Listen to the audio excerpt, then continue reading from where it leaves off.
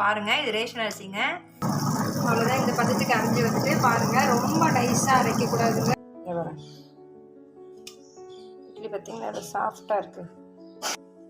பார்த்தீங்களா தோசை எப்படி மொறுன்னு இருக்கு பாருங்க. இட்லிக்கு தோசைக்கு ரேஷன் அரிசியில் எப்படி ஸ்பான்ச்சியாக ஃப்ளஃபியாக வர்றதுன்னு சொல்லி தாங்க பார்க்க போகிறோம். பாருங்கள், இது ரேஷன் அரிசிங்க. நிறைய பேர் கேட்டிருந்தீங்க. ஸோ அதற்கான இன்றைக்கி தகவல் தான் நம்ம இன்றைக்கி பார்க்க போகிறோம். வாங்க வீடியோக்குள்ளே போய் பார்க்கலாம். இதுக்கு தேவையானது இந்த மாதிரி ஒரு அளவுக்கு எடுத்துக்கோங்க. ஒரு கிளாஸ் அரிசி நான் புழுங்கல் அரிசி எடுத்திருக்கேன். மறுபடியும் அளந்து போடுறேன். அரிசி எப்போவுமே தலை தட்டி போடக்கூடாதுன்னு சொல்லியிருக்கேன். ஸோ 2.5 கிளாஸ் அரிசிங்க. பாருங்க, அவ்வளோதாங்க. மொத்தம் 5 கிளாஸ் போட்டிருக்கோம். இன்னைக்கு சேர்த்துக்கிறேன்.